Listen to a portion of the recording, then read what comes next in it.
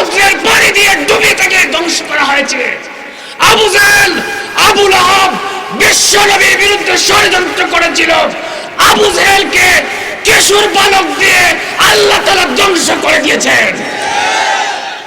সর্বশেষ বর্তমান প্রেক্ষাপটে উদাহরণ দিলে জর্জ ডব্লিউ বুশ কুরআন সুন্নাহর বিরুদ্ধে ষড়যন্ত্র করেছিল, জুতা দিয়ে পিটিয়ে ক্ষমতা থেকে নামানো হয়েছে।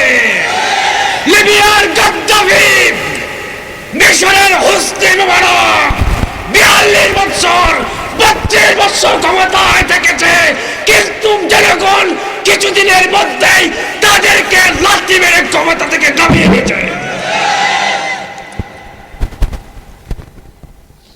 চিরদিন ক্ষমতা থাকে, ক্ষমতার মালিক কে? আরেকটু কোন ক্ষমতার মালিক কে? এই জন্য সাধারণ ইউনিফর্ম পেয়ে আর আমার আপনার টাকা দিয়ে বেতন নিয়ে আমার আপনার বিরুদ্ধে কথা বলে কত বড় সাহস, ঠিক কিনা? আমরা বলতে চাই, আমরা বিশ্বাস করি মানবতায়, আমরা বিশ্বাস করি শান্তিতে।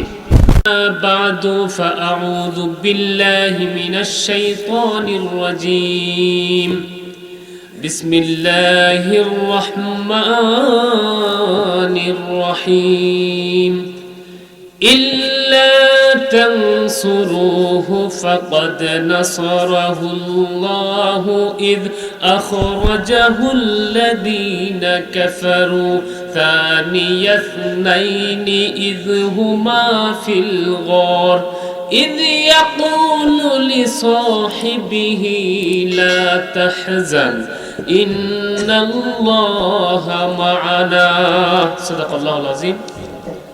চর দেহুন্দা নদীর উত্তর পার কাজীবাড়ি জামে মসজিদ ও যুব সমাজের উদ্যোগে এলাকার মৃত ব্যক্তিদের রুহের মাগফিরাত কামনায় আজকের দ্বিতীয় বার্ষিক ওয়াজ ও দুআর মাহফিলে উপস্থিত মোহতারাম সভাপতি মুআজ্জাজ মুকাররম উলামায়ে কেরাম, মুরব্বিয়ানে আজম, যুবক ভাই সব, পর্দার আড়ালে অবস্থানরত আমার সম্মানিতা মা ও বোন সব, আমরা মহান রবের নিকট কৃতজ্ঞতা জ্ঞাপন করছি আবার যিনি আমাদেরকে আজকের এই মাহফিলের আয়োজন করার, কথা বলার, শোনার তৌফিক দিয়েছেন। আমরা কালিমাত শুকর আদায় করছি। আমরা আবার বলছি আলহামদুলিল্লাহ।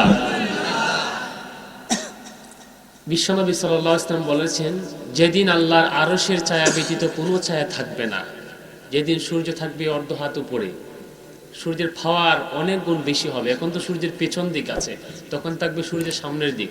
মাঠ হবে তামার তৈরি, মানুষেরা গরমে ঘর্মাক্ত হয়ে যাবে, কারো হাঁটু, কারো বুক, কারো গলা পর্যন্ত গামের কারণে নদী হয়ে যাবে, সাতটাতে থাকবে।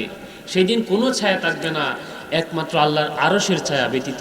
সেই আরশের ছায়ার নিচে আল্লাহ তাআলা 7 প্রকার লোককে জায়গা করে দিবেন। কয় প্রকার? এর মাঝে এক প্রকার হলো যারা যৌবনকালে ইবাদত করে। যারা যৌবনকালে ইবাদত করে তাদেরকে আরশের নিচে জায়গা করে দিবেন কে? আল্লাহ নাম আর একটু জোরে বলতে হবে, জায়গা করে দিবেন কে? আরেকটা গ্রুপ হলো যারা মুআল্লাকুন বিল মাসাজিদ, যাদের অন্তরটা সবসময় মসজিদের সাথে লেগে থাকে। ফজরের নামাজের পর অপেক্ষা করে কখন জোহর হবে, জোহরের পরে অপেক্ষা করে কখন আসর হবে। যাদের অন্তরটা সবসময় মসজিদে লেগে থাকে, যাদের অন্তরটা সবসময় মসজিদে লেগে থাকে, আল্লাহ পাক তাদেরকেও আরশের নিচে জায়গা করে দিবেন। আর একটু আস্তে সুবহানাল্লাহ। তাহলে যারা এখানে যুবক তারাও আরশের নিচে জায়গা পাবে। চিল্লা এখন ঠিক কিনা? আবার এখানে আছে চর দেহুন্দা নদীর উত্তর পার কাজীবাড়ি জামে মসজিদ, মানে মুসল্লিয়ানে কেরাম, ঠিক কিনা? তাহলে এই সমস্ত মুসল্লিয়ানে কেরাম এবং যুবকদের সুসংবাদ দিয়েছেন বিশ্বনবী সাল্লাল্লাহু। আল্লাহ পাক আপনাদেরকে আরশের নিচে জায়গা করে দেন। আমরা বলছি আমিন। যৌবন কালটাকে গুরুত্ব মনে করার দরকার আছে না নাই? বিশ্বনবী সাল্লাল্লাহু আলাইহি ওয়াসাল্লাম বলেছেন, ইগতানিম খামসান ক্বাবলা খামসিন শাবাবাকা ক্বাবলা হারামিক। 5টা জিনিস আসার আগে 5টা জিনিসকে গনিমত মনে করো। কয়টা জিনিস?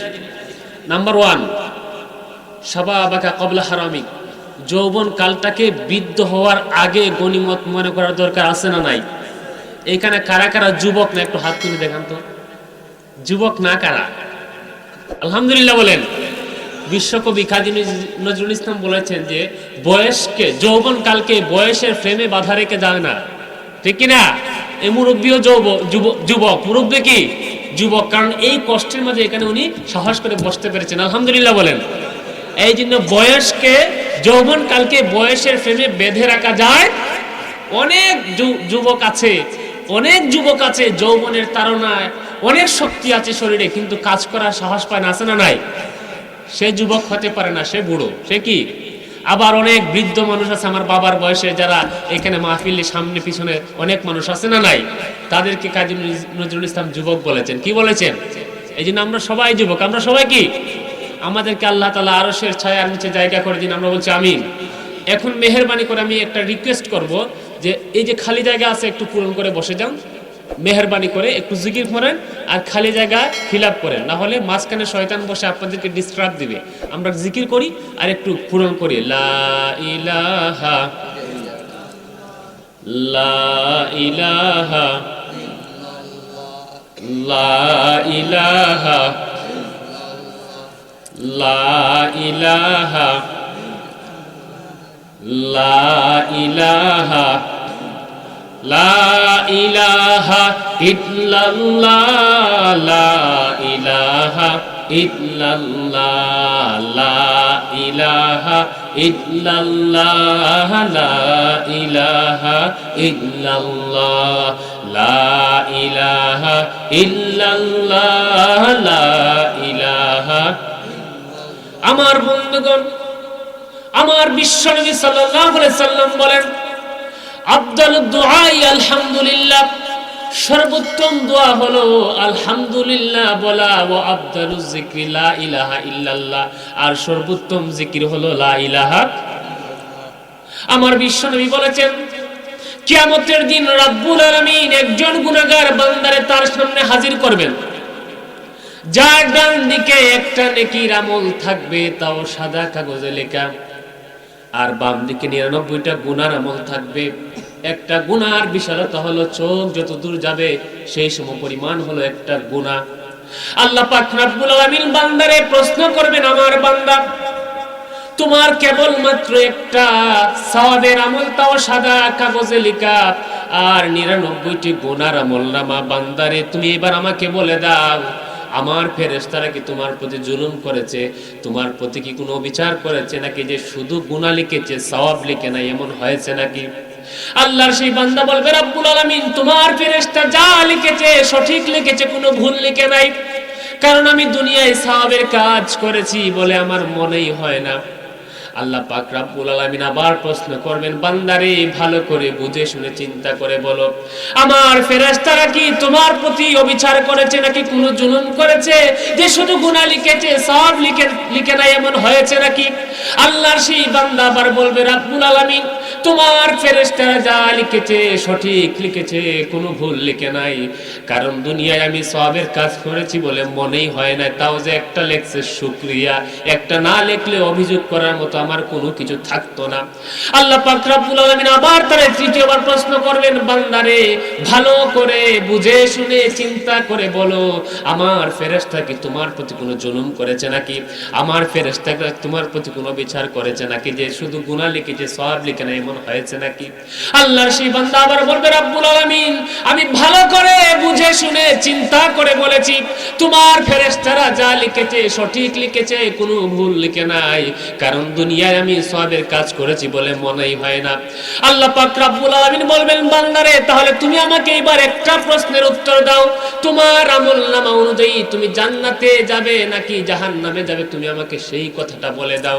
আমি আপনাদেরকে প্রশ্ন করি, আপনারা বলেন, যদি একটা মাত্র সওয়াব, তাও সাদা কাগজে লেখা, আর 99টি গুনাহ, বিশাল বিশাল যুক্তি তারে জান্নাতে না জাহান্নামে যাবে বলে? যুক্তি কি বলে? আল্লাহর সেই বান্দা বলল, রব্বুল আলামিন যুক্তি বলে আমি জাহান্নামে যাব, তবে তোমার দয়ার কোনো সীমারেখা নাই। আরেকটু জোরে কোন দয়ার সীমারেখা? আল্লাহর দয়ায় অপুরান, যার কোনো সীমারেখা। আল্লাহ পাক বললেন, কুল ইয়া ইবাদিয়াল্লাযীনা আসরাফু আলা আনফুসিহিম লা তাকনাতু মির রাহমাতিল্লাহ ইন্নাল্লাহা ইয়াগফিরুদ যুনুবা জামিআ। আল্লাহ বলেন, হাবিব আমার গুনাহগার বান্দাদেরকে এই কথাটা আপনি জানিয়ে দিন, আমার গুনাহগার বান্দারা নিজের উপর যতই জুলুম করুক না কেন, যতই গুনাহ করুক না কেন, তারা যেন আল্লাহর রহমত থেকে নিরাশ না হয়। যদি তওবা করতে পারে, ইস্তেগফার করতে পারে, আমি আল্লাহ পাক রব্বুল আলামিন তাদের তামাম জিন্দেগির গুনাহকে মাফ করে দিব। আল্লাহর দয়ার কোনো সীমারেখা।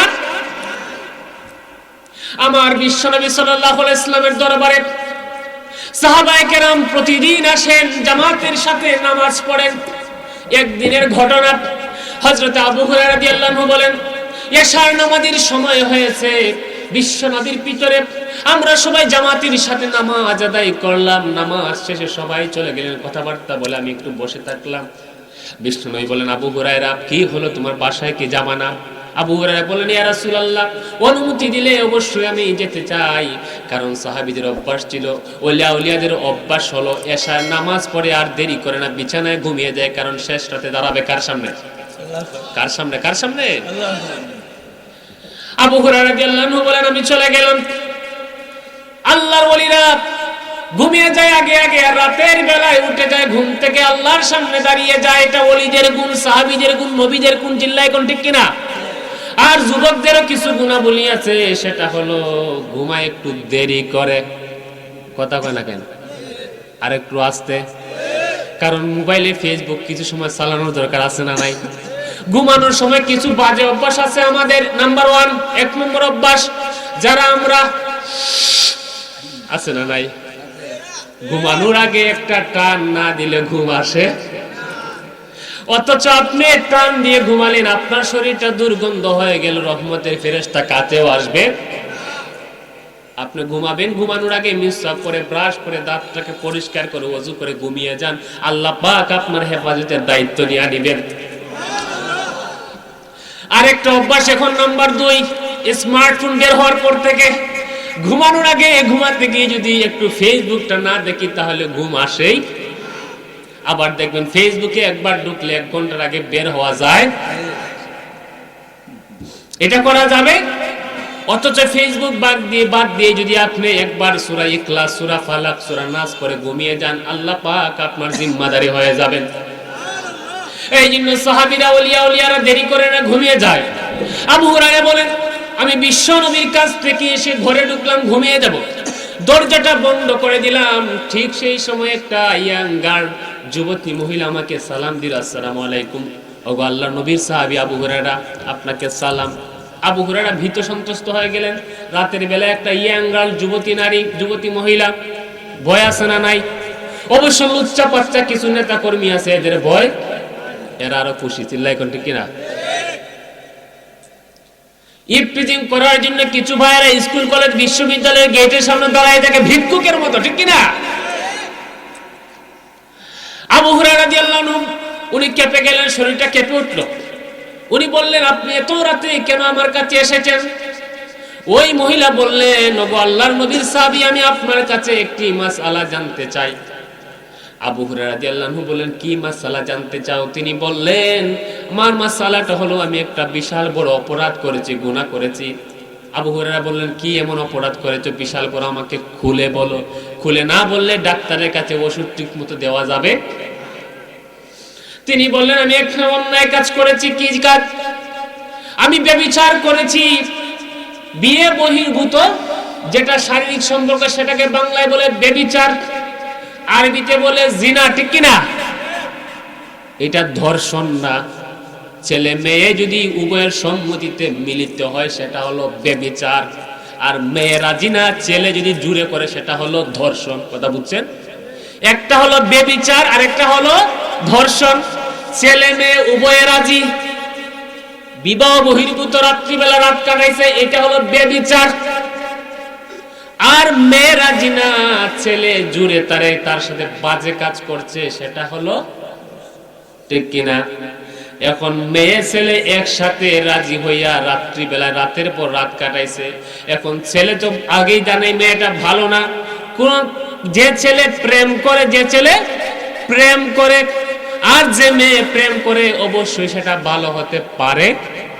ছেলে তো বুঝছে এই মেয়ে যেহেতু আমার সাথে প্রেম করতে পারছে, বিয়ের পরে আরেকজনের সাথে প্রেম করার সম্ভাবনা আছে না নাই? এই জন্য কয়েকদিন ফুর্তি আমোদ করে মাস 2 মাস পরে ডিলিট, ব্রেকআপ, কি আপ, রিলেশন ব্রেকআপ, সম্পর্ক শেষ। এখন মেয়ে মনে মনে ভাবে সম্পর্ক রিলেশন তো তার সাথে কাট আপ হয়ে গেল, ব্রেকআপ হয়ে গেল, এখন কি করা যায়? এইবার সে না পেরে, এতদিন ছিল ভালো, এখন যখন রিলেশন ব্রেকআপ হয়ে গেল, কোর্টে মামলা করে আমার বিয়ের প্রলোভন দেখাইয়া ধর্ষণ করছে, আছে না নাই? তুমি কি কচি বাচ্চা, তুমি কি মাসুম বাচ্চাদের চোখে খাওয়াইয়া তোমার ধর্ষণ করছে? চিল্লা এখন ঠিক কিনা? আমার বন্ধুগণ, ওই মহিলা এসে বললেন, আমি বিবাহ বহির্ভূত ব্যভিচার করেছি। ব্যভিচার করার সময় আমার ঈমান ছিল না, কারণ হাদিসে এসেছে আপনি যখন খারাপ কাজ করেন ঠিক সেই সময় ঈমানটা আপনার কাছ থেকে চলে যায়, আবার যখন আপনি ফিরে আসেন ঈমানটা চলে আসে, আপনার হুঁশটা ফিরে আসে, আরে কি কাজ করলাম, ঠিক না? তিনি বললেন, ওগো নবীর সাহাবী, আমার একটা বাচ্চা হলো শারীরিক সম্পর্কের কারণে। বাচ্চা যখন হলো, মানুষ তো আমাকে জিজ্ঞাসা করবে বাচ্চা পেলি কোথায়, আমি তো বিয়ে করি নাই, জবাব কি দিব? এই ভয়ে ছোট বাচ্চাটারে আমি জীবন্ত পুঁতে ফেলেছি। ওগো নবীর সাহাবী, এত বড় অপরাধ জীবনে করি নাই, কিন্তু অপরাধ করার পরে মনে হয় যে এটা ভালো কাজ করি নাই, আমি আল্লাহর কাছে তওবা করতে চাই, আপনি আমাকে বলে দিন, আমি যদি তওবা করি আল্লাহ কি আমাকে মাফ করবে কি না? আবু হুরায়রা বললেন, আর দেরি করো না, আমার কাছ থেকে চলে যাও, তোমাকে আল্লাহ মাফ করবেন না। এই কথা যখন বললেন, আবু হুরায়রা বলেন, এই কথা বলে আমি দরজা বন্ধ করে দিলাম।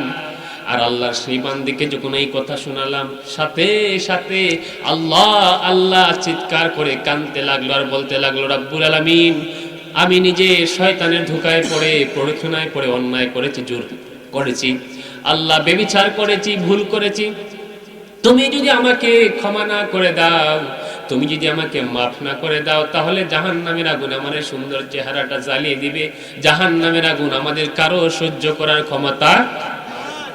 কাঁদতে লাগলো বারবার। আবু হুরায়রা বলেন, আমি যখন বিছানায় গেলাম ঘুমাতে, আমি ঘুমাতে গেলাম কিন্তু ঘুম আসে না, কারণ আমি যখন বলেছিলাম তারে তোমাকে আল্লাহ ক্ষমা করবেন না, ওই সময় আল্লাহ আল্লাহ চিৎকার মেরে মহিলাটা দৌড়াচ্ছিল, সেই আল্লাহ আল্লাহ চিৎকারটা বারবার আমার কানের মাঝে আসে, এই জন্য ঘুম আসে না। আমি ডান দিকে করর দিলাম, সেই শব্দটা কানে আসে, বাম দিকে করর দিলাম, সেই শব্দটা কানে আসে। এইবার মনে মনে ভাবলাম নামাজে দাঁড়িয়ে যাই, নামাজে দাঁড়ালাম, কিন্তু নামাজেও মন বসে না, সেই আল্লাহ আল্লাহ চিৎকারটা কানে আসে। এইবার ভাবলাম কিছু সময় জিকির আজকার করি, তাসবিহ পড়ি, জিকির করতে গেলাম, জিকিরে মন বসে না, কানে সেই আল্লাহ শব্দটা আসে। অপেক্ষা করতে লাগলাম কখন ফজরের আজান হবে আর বিশ্ব নবীর কাছে সেই ঘটনা খুলে বলবো। হঠাৎ করে মুয়াজ্জিন আজান দিল, ফজরের আজান হয়ে গেল, আর দেরি করলাম না, দৌড়ে গিয়ে বিশ্ব নবীর পিছনে নামাজে দাঁড়িয়ে গেলাম। নামাজ শেষে সাহাবীরা চলে গেলেন, এক এক করে সবাই চলে গেলেন, আমি বসে থাকলাম। আমার বিশ্ব নবী বললেন, আবু হুরায়রা, চেহারাটা কালো কেন, মনটা খারাপ কেন, বেজার করে বসে আছো কেন, কি এমন দুশ্চিন্তা তোমার মনে আছে, আমাকে খুলে বলো। আবু হুরায়রা রাদিয়াল্লাহু আনহু ঘটনা খুলে বললেন, ওগো নবীজি, ওই মহিলাটা যখন তার গুনার কথা বলল, এত বিশাল অপরাধ, এত বিশাল গুনাহ আমি আর জীবনে শুনি নাই। একটা মহিলা, একটা মা আপন বাচ্চারে এমন ভাবে শাস্তি দিতে পারে আমি বিশ্বাস করতে পারি নাই, আমি সহ্য করতে পারি নাই।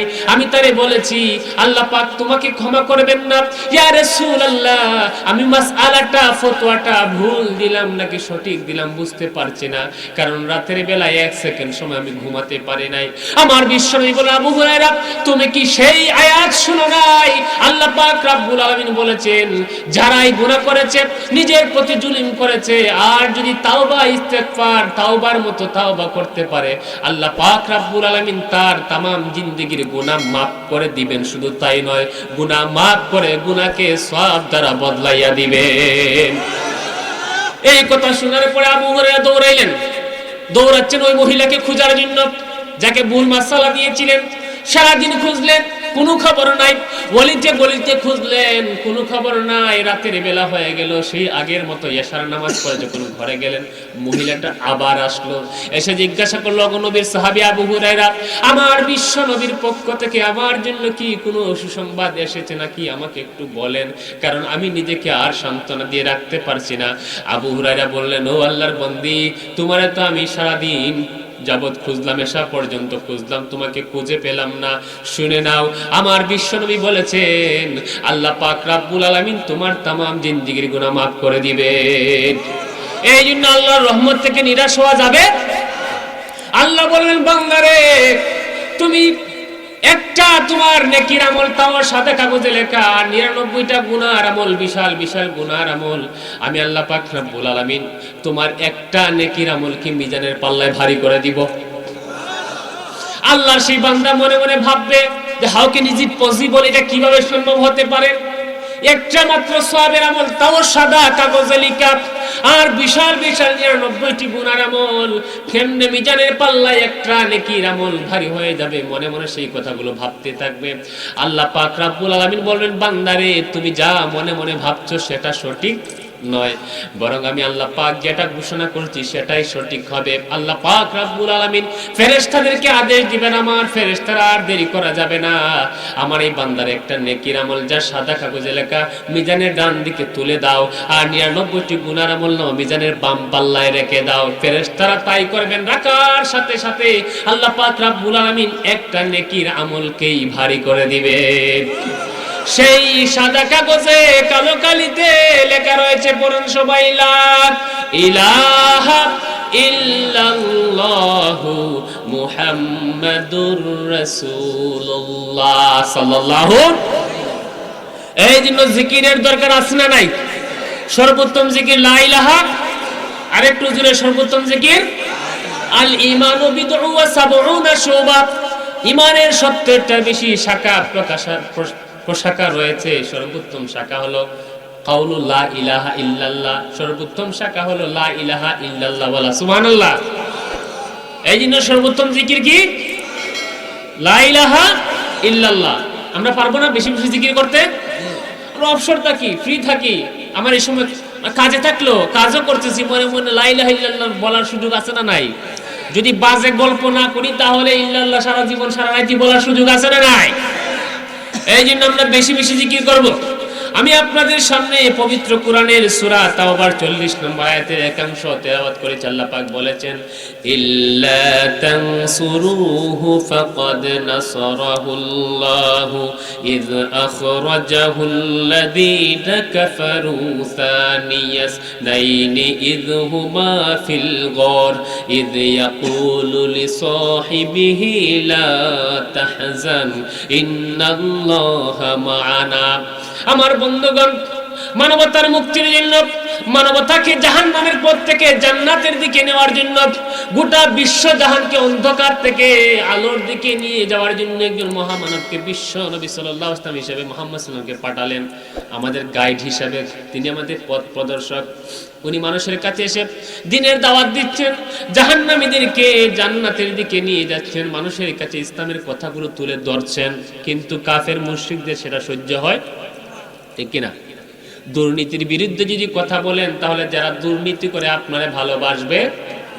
হুজুর মানুষ, এত ওয়াজে বলার দরকার কি? তুমি জান্নাত জাহান্নামের ওয়াজ করে লোক আছে না নাই? কারণ দুর্নীতির কথা বললে যে দুর্নীতি করে হের গায়ে আগুন জ্বলে, চিল্লায়, এখন ঠিক কিনা? সুদের ওয়াজ করলে তো তুমি এত অর্থনীতির ওয়াজ করার কি দরকার? তুমি কি অর্থনীতি পড়ছো নাকি? সুদ মানে কি বুঝো? তোমার সুদের ওয়াজ করার কি দরকার আছে? আছে না নাই? কারণ সুদের ওয়াজ করলে সুদখোরের গায়ে আগুন জ্বলে কি জ্বলে না? সমাজের কথা বললে বলে হুজুর মানুষ, এত সমাজের কথা বলার কি দরকার আছে? নমাজের কথা, ঠিক কিনা? ও নামাজি, কোরআন দিয়ে নমাজ পড়ো, সমাজ কেন গড়ো না? কোরআনে কি সমাজের কথা নাই? কথা কয় না, আছে না নাই? তাহলে কোরআন দিয়ে নামাজ পড়ো, সমাজের কথা কও না কেন? নামাজে দাঁড়াইয়া ঠিকই কোরআন দিয়ে তুমি নামাজ পড়ো, কিন্তু মসজিদ থেকে বের হয়ে সমাজের কথা ভুলে যাও, আছে না নাই? ঠিক সেই সময় আমার নবী যখন মানুষকে সমাজের কথাগুলো বলছিলেন যে নারীদেরকে অন্যায়ভাবে শিশু সন্তানকে মাটিতে পোতা যাবে না, নারীদের অধিকার দিতে হবে, সুদ ঘুষ হত্যা রাহাজানি বন্ধ করতে হবে, দুর্নীতি বন্ধ করতে হবে, সকলের অধিকার প্রতিষ্ঠা করতে হবে, কথাগুলো যখন বলছিলেন তখন একদল জুলুমবাজ আছে না নাই?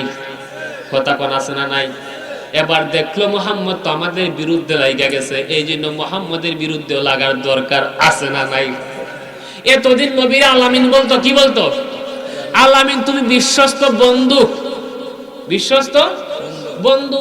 কিন্তু 40 বছর যখন হয়ে গেল, নবুয়তি পেলেন, নবুয়তি পেয়ে যখন সমাজের কথা বলতে লাগলেন, এখন হয়ে গেছেন দুশমন, ঠিক কিনা? আমার নবী বলেছেন লা ইউমিনু আহাদুকুম হাত্তা কুনা হাব্বা ইলাইহি মিন ওয়ালিদিহি ওয়া ওয়ালাদিহি ওয়ান নাসি আজমাইন।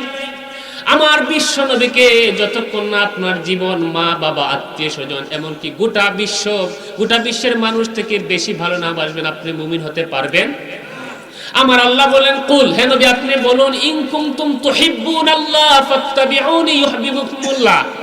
তোমরা যদি আল্লাহর ভালোবাসা পেতে চাও তাহলে নবীর অনুসরণ করো। নবীর অনুসরণ করলে আমাদেরকে ভালোবাসবেন কে? তাহলে নবীর ভালোবাসা, আল্লাহর ভালোবাসা পেতে হলে নবীর ভালোবাসার দরকার আছে না নাই? এখন আমার নবীর বিরুদ্ধে যদি কেউ কথা বলে, তার বিরুদ্ধে কথা বলার দরকার আছে না নাই?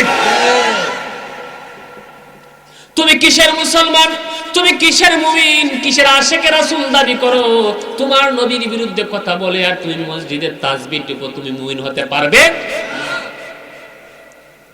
আমার আল্লাহ বললেন আমার নবীর বিরুদ্ধে যারা কথা বলে, আমার নবীকে দেওয়া যে দ্বীনের বিরুদ্ধে কথা বলবে, তোমরা যদি আমার নবীর সাহায্য করার জন্য না আসো, তোমরা যদি আমার দ্বীনের সাহায্য করার জন্য না আসো, একজন সাহায্য করবেন, তিনি কে? আল্লাহ পাক বললেন নবী, মানুষেরা আপনি দ্বীনের কাজ করার জন্য, আপনি মানুষকে দ্বীনের দাওয়াত দেওয়ার জন্য মানুষেরা আপনার উপর নির্যাতন চালায়। আমার বিশ্বনবী কাবার সামনে দাঁড়িয়ে নামাজ পড়ছেন, যখন সেজদায় চলে গেলেন, আবু জেহেল বিশ্বনবীর গায়ে গর্দনা মুবারকে উঠে নারী বুড়ি চাপিয়ে দিল। আমার বিশ্বনবী নামাজের সেজদা থেকে উঠতে পারেন না। ফাতেমার কাছে খবর গেল, ফাতেমা রাদিয়াল্লাহু তাআলা দৌড়াই এসে বিশ্বনবীর মাথা মুবারক থেকে উঠে নারী বুড়ি তুললে বিশ্বনবী সেজদা থেকে উঠলেন। এমন নির্যাতন হয়েছে। 3 বছর শিয়াবে আবি তালিব জেলখানায় ছিলেন, খাবার নাই, পানি নাই, যা ছিল খাবার পানিও শেষ হয়ে গিয়েছে। গাছের পাতা, লতা পাতা, গাছের খাল বাকল, এমনকি চামড়া পর্যন্ত খেয়েছেন, ছাগলের পায়খানা আসে না, কারণ খাবার নাই। এত কষ্ট সহ্য করেছেন। বিলাল রাদিয়াল্লাহু তাআলা আনহুকে তপ্ত মরুভূমিতে চিৎ করে সেই বিশাল পাথর বুকের উপরে রাখা হয়েছে, এত নির্যাতন করেছেন। সুমাইয়া রাদিয়াল্লাহু তাআলা আনহাকে শহীদ করা হয়েছে লজ্জাস্থানে আঘাত করে, এত নির্যাতন সহ্য করেছেন। আমার আল্লাহ বলেন নবী, আপনার উপর এত নির্যাতন, এত জুলুম, এত নির্যাতন, এত হামলা মামলা, আপনার সাহায্য করার জন্য যদি কেউ না আসে, আসবেন কে? আর একটু জোরে করে আসবেন কে? আল্লাহ পাক বললেন নবী, এত সহ্য আর করার দরকার নাই, আপনাকে একটা নতুন জায়গায় যেতে হবে, যেখানে আপনি স্বাধীন রাষ্ট্র প্রতিষ্ঠা করবেন। স্বাধীন রাষ্ট্র প্রতিষ্ঠা করলে শক্তি কমে না বাড়ে? আপনি নিজের অধীনে নিজের শক্তি কম না বেশি? আপনি যদি আরেকজনের অধীনে থাকেন তাহলে তার কথা বলে কথা বলতে হবে, ঠিক কিনা? এই জন্য আল্লাহ বললেন নবী, আমি আপনাকে সাহায্যের ঘোষণা দিলাম, আপনি মক্কায় আর টাকার দরকার নাই, আপনি মক্কা ছেড়ে মদিনায় চলে যান। এই কথা যখন জিবরাইলের মাধ্যমে জানানো হলো 6 মাস আগে, আমার বিশ্বনবী হযরত আবু বকর সিদ্দিককে বলেন, আবু বকর তুমি আমার হিজরতের সাথে হবে, কোনো একদিন আমরা মক্কা ছেড়ে হিজরত করে মদিনায় চলে যাব। আবু হুরায়রা বলেন, ইয়া রাসূলুল্লাহ, সত্যি কি আমি আপনার হিজরতের সাথী হতে পারবো নাকি? বিশ্বনবী বললেন, অবশ্যই তুমি আমার হিজরতের সাথী হবা, সুতরাং প্রস্তুতি নাও, তৈরি হয়ে যাও। এই কথা বলে জানিয়ে দিলেন আবু বকরকে, আর মনে মনে প্রস্তুতি নিতে লাগলেন। আল্লাহ পাক রব্বুল আলামিন তার বিশ্বনবী সরওয়ারে কায়নাত সাইয়্যিদুল আম্বিয়া ওয়াল মুরসালিন রাসূল করিম সাল্লাল্লাহু আলাইহি সাল্লামকে হিজরতে আদেশ দিবেন। এর কিছুদিন আগের কথা, মক্কার কাফের মুশরিকরা বিশ্ব নবীকে মারার জন্য, হত্যা করার জন্য পরিকল্পনা করলো। কেমন পরিকল্পনা? তারা সংসদ অধিবেশনে বসলো, মুহাম্মদকে কিভাবে ধ্বংস করা যায়, একজনে পরামর্শ দিল যে মুহাম্মদকে আমরা নির্বাসনে দিয়া দেই, মক্কা থেকে সে বের হয়, যেখানে মন চায় সেখানে চলে যাক। আরেকজনে পরামর্শ দিল না, তারে নির্বাসন করা যাবে না, বরং তারে আমরা হাত পা বাইন্দা জেলে বন্দি করে রাখি। দুইটা পরামর্শ আসলো। কিছুক্ষণ পরে শয়তান একজন বুড়া মানুষের চেহারা সুরত ধরে আসলো, এসে বলল, তোমরা কিসের পরামর্শ করো? তারা বলল, আমরা পরামর্শ করছি মুহাম্মদ সাল্লাল্লাহু আলাইহি সাল্লামকে কিভাবে ধ্বংস করা যায়। সে বলল, আমি একটা পরামর্শ দেই, সেই পরামর্শটা হলো তোমরা তারে হত্যা করে ফেলো, তাহলে সব শেষ হয়ে। নাউজুবিল্লাহ বলেন। আজকে যখন আলিম উলামা সত্যের কথা বলেন, আজকে যখন আলিম উলামা হক কথা বলেন, ইসলামের কথা বলেন, একদল লোক আছে আলিম উলামাদেরকে ধ্বংস করার পরিকল্পনা করে, আছে না নাই? একদল মানুষ আছে, একজনকে গার মটকাই দিব। কি মটকাই দিবে? একজনের গার মটকাই দিবে। এর নাম নৌফল। কি ফল? নৌফল নামে এক লোক মহানবী সাল্লাল্লাহু আলাইহি ওয়াসাল্লামকে হত্যা করার জন্য খন্দকের যুদ্ধের সময়, সে যে খন্দক মানে খাল খনন করা হয়েছিল, সে ভাবছিল খাল ডিঙ্গিয়ে নবীজিকে দিয়ে হত্যা করবে। সে খালে পড়ে তার গার মটকা গেছে, আর নড়াইতে পারে না, একবার মরে গেছে, শেষ। এইরকম নৌফল বাংলাদেশে আছে না নাই? সে নৌফল বলে আলিম উলামার ঘাড় মটকাই দিবে। আলিম উলামার ঘাড় এত সহজ, এত নরম। আরেকজনে কয় খেলা হবে। কি কয়? খেলা হবে, 9 তারিখের পরে খেলা হবে, আসো খেলবো। আরেকজনে বলছিল খেলা হবে, যেদিন বলছিল খেলা হবে এর কয়েকদিন পরে তার বিশাল সমাবেশ। সমাবেশে কোনো মানুষ নাই, তার আছে পুলিশ আর সাংবাদিক। ঠিক কিনা? মানুষ প্রমাণ করেছে বামপন্থী রামপন্থীদের সাথে মানুষ নয়, মানুষ হচ্ছে আলেম উলামা, কোরআন সুন্নাহর পক্ষে। জানাজার নামাজ নাকি উনি নিজে নিজে পড়তে পারে। কথা কোন লাগেন? আছে না নাই? সে এসপি, কুষ্টিয়ার এসপি। সরকারি যারা কর্মচারী কর্মকর্তা, আমার বাপজান আছেন, উনি বুঝবেন, যারা সরকারি কর্মচারী কর্মকর্তা ওদেরকে আমলা বলা হয়। কি বলা হয়? ব্যুরোক্রেসি মানে আমলাতন্ত্র, ম্যাক্স ওয়েবার আমলাতন্ত্রের জনক। আমলারা হলো আমাদের কর্মচারী। আমলারা কি? জনগণের। কথা কয় না? আমলারা কি? জনগণের টাকা দিয়ে তোমার বেতন হয়, তুমি কোথা থেকে সাহস পেলে জনগণের বিরুদ্ধে কথা বলতে? ইউনিফর্ম খুলো। তোমার যে ড্রেস আপ যখন শেষ হয়ে যাবে, ইউনিফর্ম যখন এক্সপায়ার হয়ে যাবে, তখন তুমি সাধারণ মানুষে পরিণত হবে। ক্ষমতা চিরদিন থাকে না। নমরুদ এসেছিল, ল্যাংড়া মশা দিয়ে ধ্বংস হয়েছে। ফেরাউন এসেছিল, সমুদ্রের পানি দিয়ে ডুবে থেকে ধ্বংস করা হয়েছে। আবু জেহেল, আবু লাহাব বিশ্ব নবীর বিরুদ্ধে ষড়যন্ত্র করেছিল। আবু জেহেলকে কিশোর বালক দিয়ে আল্লাহ তাআলা ধ্বংস করে দিয়েছেন। সর্বশেষ বর্তমান প্রেক্ষাপটে উদাহরণ দিলেন, জর্জ ডব্লিউ বুশ কোরআন সুন্নাহর বিরুদ্ধে ষড়যন্ত্র করেছিল, জুতা দিয়ে পিটিয়ে ক্ষমতা থেকে নামানো হয়েছে। লিবিয়ার গাদ্দাফি, মিশরের হোসনি মুবারক 42 বছর 32 বছর ক্ষমতায় থেকেছে, কিন্তু জনগণ কিছুদিনের মধ্যেই তাদেরকে লাথি মেরে ক্ষমতা থেকে নামিয়ে দিয়েছে। চিরদিন ক্ষমতা থাকে, ক্ষমতার মালিক কে? আরেকটু কোন ক্ষমতার মালিক কে? এই জন্য সাধারণ ইউনিফর্ম পেয়ে আর আমার আপনার টাকা দিয়ে বেতন নিয়ে আমার আপনার বিরুদ্ধে কথা বলে কত বড় সাহস, ঠিক কিনা? আমরা বলতে চাই, আমরা বিশ্বাস করি মানবতায়, আমরা বিশ্বাস করি শান্তিতে।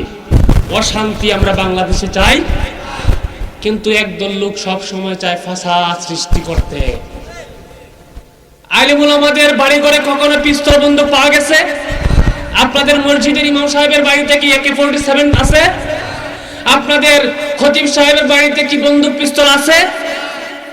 কিন্তু বন্দুক পিস্তল আছে যেখানে সেখানে খুঁজে না, খুঁজে অসহায় নিরীহ ইমাম সাহেব আর মাদ্রাসার শিক্ষকদের বাসা বাড়িতে। চিল্লাই কোন ঠিক কিনা? সাংবাদিক গেল মাদ্রাসায়, বাচ্চা মাসুম বাচ্চা নুরানিতে পড়ে, কিছু তো বুঝে না, বলল যে তোমাদের মাদ্রাসায় কি আল কায়দা মানে একটা জঙ্গি সংগঠন, সাংবাদিক এসে বলল, তোমাদের মাদ্রাসায় কি আল কায়দা আছে? নুরানির বাচ্চা বলে, হ্যাঁ আল কায়দা তো আছে। আল কায়দা আছে না নাই? সাংবাদিক তো এবার খুব খেপছে, ভয়ে ভীত সন্ত্রস্ত, তাড়াতাড়ি পুলিশ স্টেশনে ফোন করলো যে এখানে অমুক মাদ্রাসায় আল কায়দা আছে, তাড়াতাড়ি পুলিশ নিয়ে আসেন। পুলিশে পুরা মাদ্রাসা ঘেরাও, আল কায়দা কোথায়? এই নুরানির ছোট বাচ্চা মাদ্রাসার রুম থেকে আল কায়দা নিয়ে আসতো 10 পৃষ্ঠার। আল কায়দা কারে কি বলবেন? 95% মুসলমান বাংলাদেশে, সংখ্যাগরিষ্ঠ মুসলমান। কোন মুসলমান, কোন মুসল্লি, কোন মসজিদের ইমাম, কোন মাদ্রাসার শিক্ষক, কোন মুসলিম ভাইদের গায়ে হাত তুলে নাই।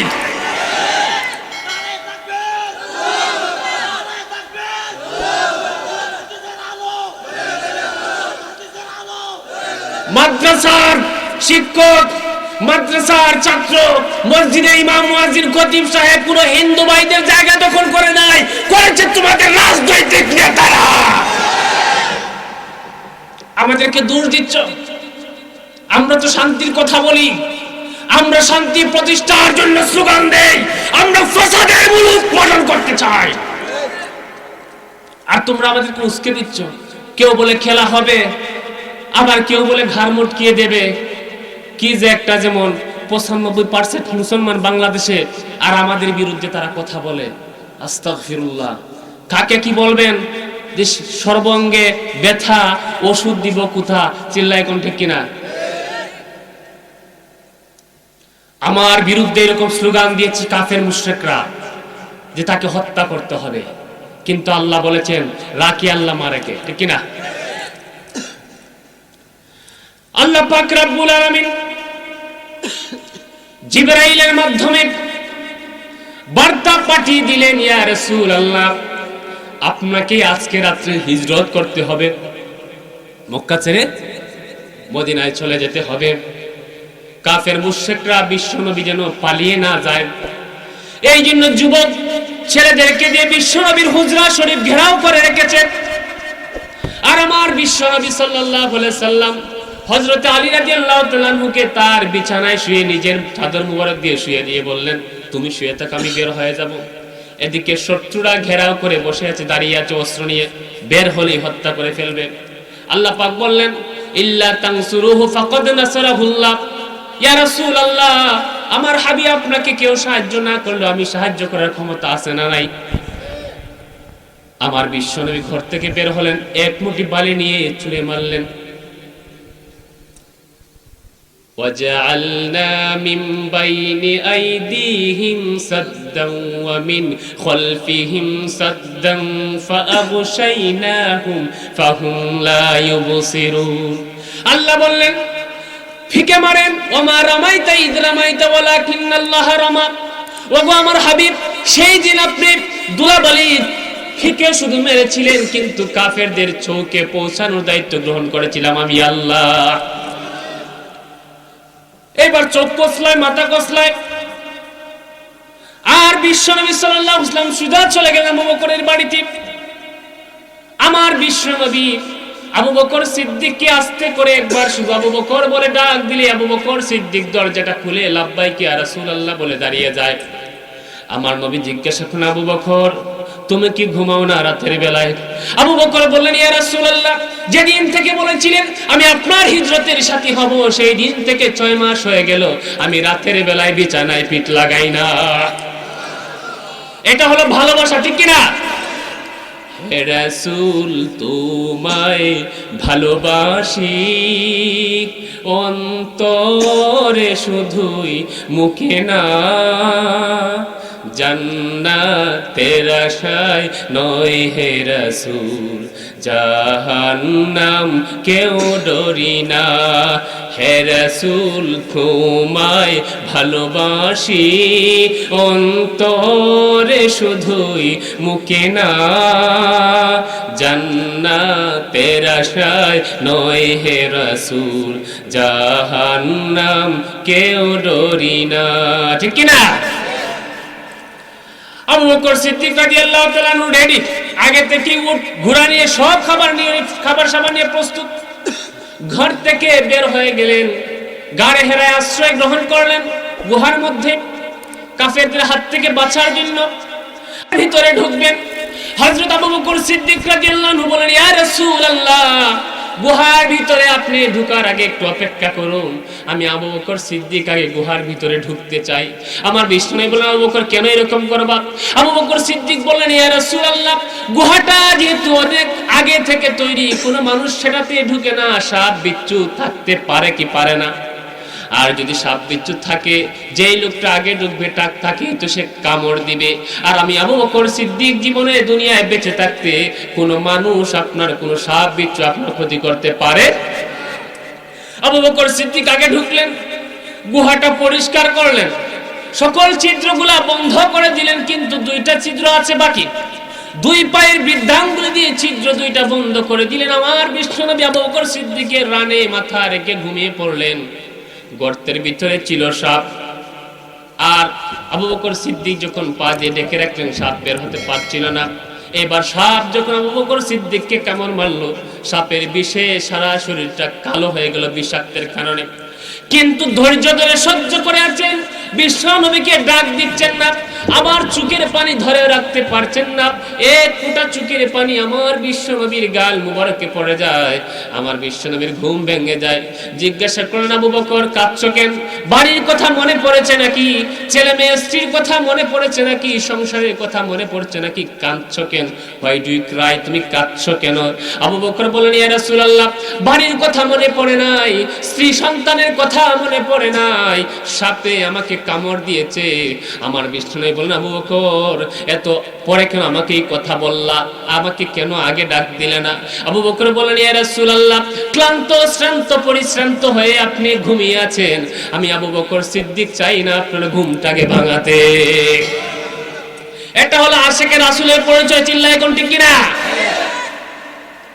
এবার শত্রুরা বিশ্ব নবী এবং আবু বকর সিদ্দিকের খুঁজে বের হয়ে গেল।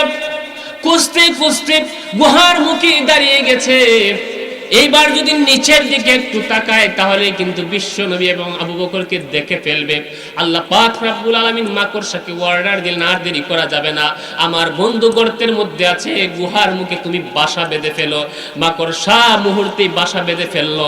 এবার যখন একজন আরেকজনকে বলে গুহার ভিতরে দেখবো নাকি, আবু জাহেল কবে এটা বেয়াকুব, দেখোস না মাকড়সার বাসা, যদি কেউ ঢুকতো তাহলে তো মাকড়সার বাসা থাকতো। বাঁচালেন কে? আল্লাহ পাক সেই কথাটা আমার নবীকে স্মরণ করে দিয়ে বললেন, ইল্লা তানসুরুহু ফাকাদ নাসারাহুল্লাহু ইয আখরাজাহুল্লাযীনা কাফারু সানিয়াসনাইনি ইয হুমা ফিল গার ইয ইয়াকুলু লিসাহিবিহি লা তাহজান ইন্নাল্লাহা মা'ানা। ওগো সেই সময়ের কথা স্মরণ করুন, যখন আমি আপনাকে সাহায্য করেছিলাম, কাফেররা আপনাদেরকে ধরার জন্য, গ্রেফতার করার জন্য গুহার মুখে প্রবেশ একবারে কাছাকাছি চলে গিয়েছিল। আবু বকর সিদ্দিক বারবার দেখছিলেন আর চিন্তিত হয়ে গেলেন, ভীত সন্ত্রস্ত হয়ে গেলেন। আবু বকরকে বিশ্বনবী বললেন, আবু বকর কেন ভয় পাও, চিন্তা করছো কেন? আবু বকর বললেন, ইয়া রাসূলুল্লাহ, কাফেররা যদি একটু মাথাটা নিচু করে তাহলে তো আমাদেরকে দেখে ফেলবেন। আমার বিশ্বনবী বললেন, আবু বকর লা তাহজান, চিন্তিত হয় না, ভয় পেও না, ইন্নাল্লাহা মা'ানা, আমাদেরকে সাহায্য করার জন্য কে আছে? আল্লাহ তাকে সাহায্য করছেন কি করছেন না? সুতরাং তোমরা যারা আলেম উলামার গার মটকা দিতে চাও, তোমরা যারা আলেম উলামাকে খেলার সংবাদ দাও, তোমরা যারা আমাদের বিরুদ্ধে ষড়যন্ত্র করো, তোমরা যারা মাদ্রাসার বিরুদ্ধে ষড়যন্ত্র করো, তোমরা যারা মসজিদের বিরুদ্ধে ষড়যন্ত্র করো, আমাদেরকে ধ্বংস করার জন্য ষড়যন্ত্র যাই করো না কেন, আমাদেরকে বাঁচাবেন কে? আমাদের সাথে একজন আছেন, তিনি কে? আমাদের সবচেয়ে বেশি হেফাজতের মালিক, সকল ক্ষমতার উৎস তিনি কে? আমাদেরকে হেফাজত করবেন তিনি কে? আমরা একজনকে ভয় পাই, তিনি কে? আল্লাহ হচ্ছেন সবচেয়ে বড়। এই জন্য মুসলমানদের স্লোগান হলো নারায়ে তাকবীর, নারায়ে তাকবীর। আমরা কোন নেতা খেতাকে ভয় করি না, একজনকে ভয় করি, চিল্লায় কোন, তিনি কে? আমার নবীকে ধরার জন্য, গ্রেফতার করার জন্য আল্লাহ কেমনে সাহায্য করেন, কেমনে হেফাজত করেন, সেই কথাগুলো আমি এবার বলছি।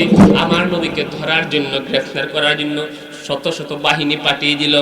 এবার ঘোষণা হলো মুহাম্মদ এবং আবু বকরকে যারা গ্রেফতার করে ধরে নিয়ে আসতে পারবে, জীবিত কিংবা মৃত, আমরা তারে 100 উট দিব। কয়শো উট? 100 উট মানে 100টা গাড়ির মালিক। বর্তমানে 100 উট মানে 100টা গাড়ির মালিক। সুরাকা বিন মালিক সেই ঘোষণা যখন শুনলো যে নবী মুহাম্মদের মাথাটা কেটে এনে দিতে পারলেই 100 উটের মালিক হওয়া যাবে, এবার আর দেরি করলো না, বিশ্ব নবীকে ধরার জন্য ঘোড়া নিয়ে সে পিছু হটলো। পিছু যেতে যেতে হঠাৎ করে বিশ্ব নবীকে পেয়ে গেল, কিছুক্ষণের মধ্যেই ধরে ফেলবে। কিন্তু আল্লাহ পাক রাব্বুল আমিন যেহেতু আমার নবীকে হেফাজত করবেন, সংরক্ষণ করবেন, আল্লাহ পাক তাকে সাহায্য করবেন। এইবার সুরাকার ঘোড়াটা হুচুটকে মাটিতে পড়ে গেল। সুবহানাল্লাহ। পড়ে গেছে ঘোড়া, আর উঠতে পারে না। সুরাকা বুঝতে পারলো এটা কোনো ভালো লক্ষণ না। এইবার ডাক দিয়ে বলল, হে মুহাম্মদ, আমি একটা ভুল করে ফেলেছি, অন্যায় করে ফেলেছি, আমি তোমাকে চিনি নাই, তোমাকে ধরতে আসছিলাম, তুমি আমারে মাফ করে দাও, আমি তোমার পিছনে আর যাব না। আমার বিশ্বনবী বললেন, তোমারে মাফ করে দিলাম। ঘোড়া ভালো হয়ে গেল। আর একটু আস্তে সুবহানাল্লাহ। এইবার যখন ঘোড়াটা ভালো হয়ে গেল, আবার মাথায় চলে আসছে সেই 100 উটের কথা। আবার বিশ্বনবীকে ধরার জন্য ঘোড়া যখন আঘাত করলো ছুটার জন্য, আবার সামনে ঘোড়া পড়ে গেল। শুধু পড়ে গেল না, ঘোড়ার 4টা পা মাটির মধ্যে ঢুকে গেল। এইবার যখন ঘোড়ার পায়ে ঢুকে গেছে মাটির ভিতরে, আর উঠতে পারে না। এইবার সুরাকা বলল, ইয়া রাসূলুল্লাহ, আমি এবার সত্যি করে বলছি, আমি আর আপনার পিছু হটব না, আমি কসম করে বলছি, আমাকে মাফ করে দেন। আমার বিশ্বনবী তারে মাফ করে দিলেন, ঘোড়াটা উঠে গেল। আর সুরাকা বলল, ইয়া রাসূলুল্লাহ, আমার কাছে কিছু খাবার আছে, ইচ্ছা করলে খাবার নিতে পারেন। বিশ্বনবী বলেন, খাবার লাগবে না, তবে একটা সাহায্য করবা, মানুষ যারা আমাকে খুঁজতে আসবে বলবা তুমি অন্য রাস্তার কথা, যাতে করে কোনো মানুষ আমার দিকে খুঁজে না আসতে। ঠিক কিনা? তাহলে বিশ্বনবীকে বাঁচালেন কে?